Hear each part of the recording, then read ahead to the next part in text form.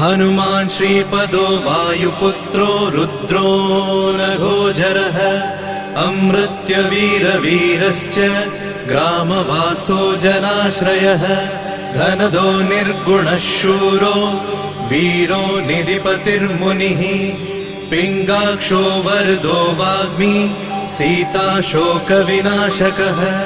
शिवः शर्वत्परो व्यक्तो व्यक्तो धराधरः पिङ्गकेशः पिङ्गरोमा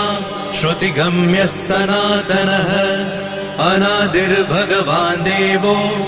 विश्वहेतुर्जनाश्रयः आरोग्यकर्ता विश्वेशो विश्वनाथो हरीश्वरः भर्गो रामो रामभक्तः कल्याणप्रकृतिस्थिरः